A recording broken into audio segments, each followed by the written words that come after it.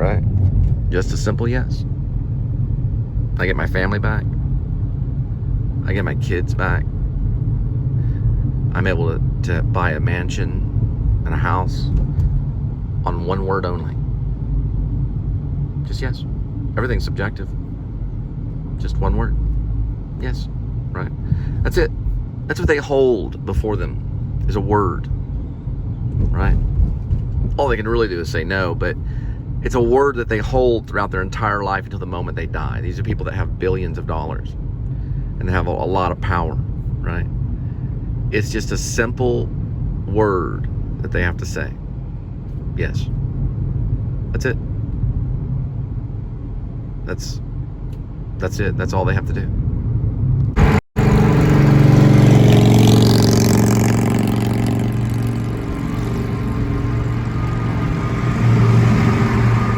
See, the problem with the police today is they don't want to betray the drug dealers that control them. The reason why the police won't go into Dustin's house and put him in handcuffs and put him in prison is because they don't want to betray the drug dealers. A lot of the police are not, if not all of them, probably all the police are pretty much controlled by drug dealers. Channing Freelove is in the very front intro. She's in the intro of this show. It's a lot about drugs. Because Channing Freelove was executed by a Crip member who was supervised. You know, police officers are supervised. Well, gangsters have supervision too, right? They listen to a certain order. They have respect and are controlled by a certain order. But there has to be a brave lone police officer that will act and go into Hunter's Hill's apartment and drag Dustin English out of his house and put him in handcuffs and put him in a safe place, prison, where there's a good prison doctor that can help him right now. They need to do it right now because a woman is in danger. See, there was a time when my dad got real mad at me when I was in middle school. I was very young, and my sister was there. We were where we lived in Southlake in his mansion. And I left my math book in the utility room when I was transferred over to my mother in the custody. So they had joint custody. So I went to my mother's custody for the summer for a couple days, or no, this wasn't in the summertime. This was during school time. That's right. Every once in a while I'd visit my mom during school time. My dad would have me 9 months out of the year. My mom would have me in the summertime. So this is when school was going on. And I had math homework that I had left in the utility room. And when I got back from my mom's, my dad grabbed me by the hair and yanked my body through the utility room like I was a rag doll and shoved my head into the basket of the clothes dryer because Janice was too lazy to do her work, so he took it out on me. And he pushed my face into the math book, said, "Why don't you do your homework, boy?" And then he picked me up and he dragged me up the stairs by my hair. Now, my sister was worried about my life because by the time I got to the upstairs room, he went ahead and bloodied my nose. And blood began to drip from my face and my nose right here. My father's smiling right now. Look at him. If you're in the theater, look at my father. He's smiling. He's insane. He's like a schizophrenic, like Hitler. So my sister knew that he was probably going to kill me. So she ran across to the Coxes, Don Cox and Kleina Cox, the neighbors. They had a boy named Ryan that was their son, Dane, and Brett. Christy Fogarty was over there too, if I'm not mistaken. She's the one that killed her dad with a knife and went on trial later on. She lived in a different area closer to Richland. We're talking about Southlake here. She was staying with Kleina because they're relatives. So my dad got real mad because he was in the army. He's a big bad boy like this guy right here. At the end of the story, my father goes to jail, which is where he belongs. And I was bleeding from my nose on my math book. Blood all over the homework and everything. Before he left, to find out that my sister had run across to the Coxes to tell. She was worried about my life. He told me to clean up the blood. He gave me a roll of toilet paper and said, clean up the blood. The next thing he did was he drove over in his Riviera. He had a Riviera, right? Did as much damage as he could. He jumped out of his real fancy car. He had a real fancy Riviera car. He jumped out of it. He ran over to Dane Cox's, and where the Coxes lived. Dane lived there. There's an older brother. Brett was the oldest brother. Dane was the older, and then Ryan was the younger brother. And Kleina, and I could hear how loud he was banging on their door. This is the neighbor. This is how he treated his neighbors. He was banging. Give me my daughter! Give me my daughter! Because my sister was basically, she was just hiding under the bed there.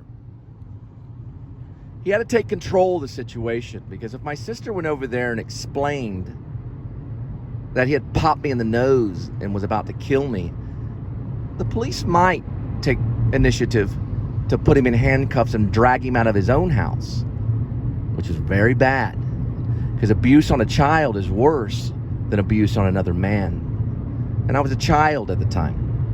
So he had to take control of the situation, and the only way that he was going to control the situation is by capturing his own daughter back from the neighbors.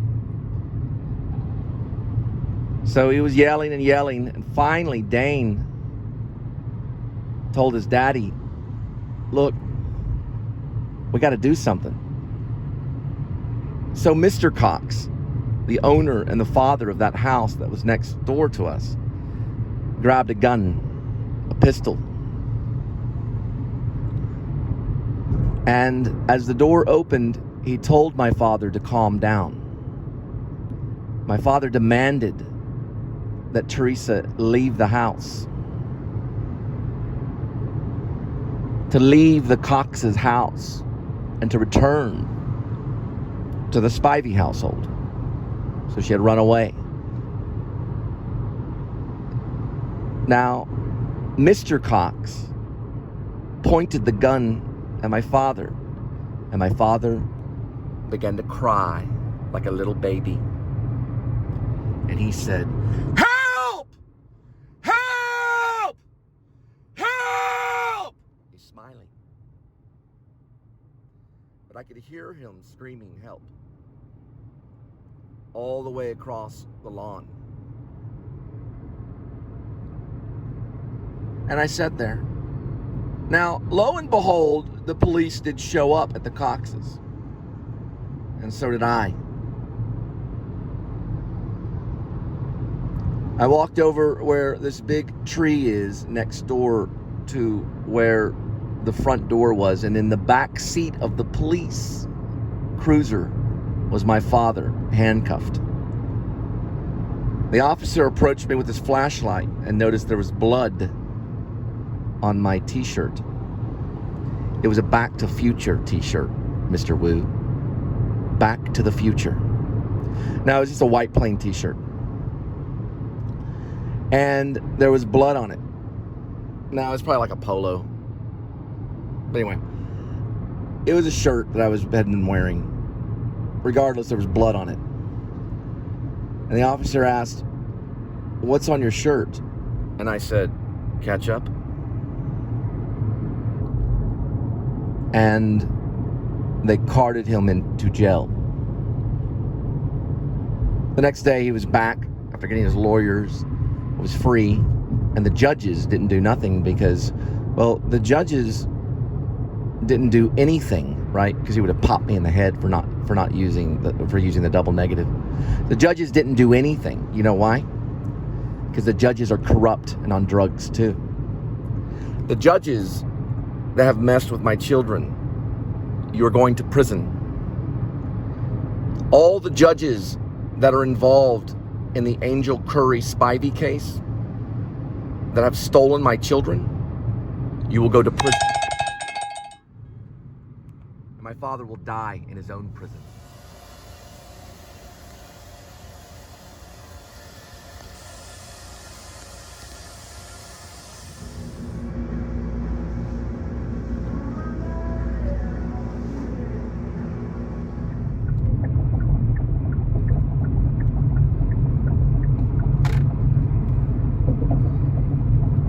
About to come by the Upstream Color film location.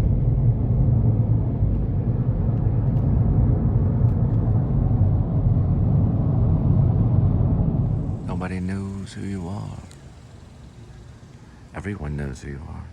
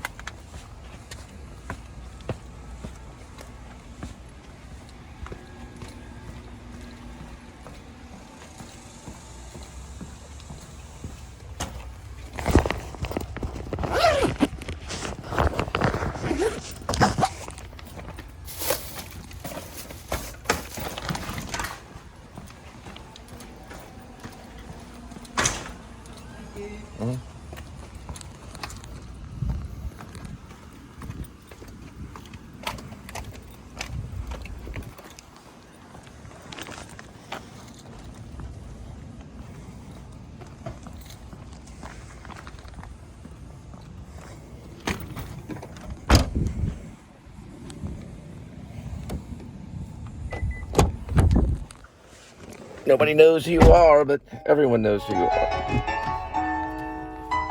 Everyone knows who you are, Mr. Zodiac Killer.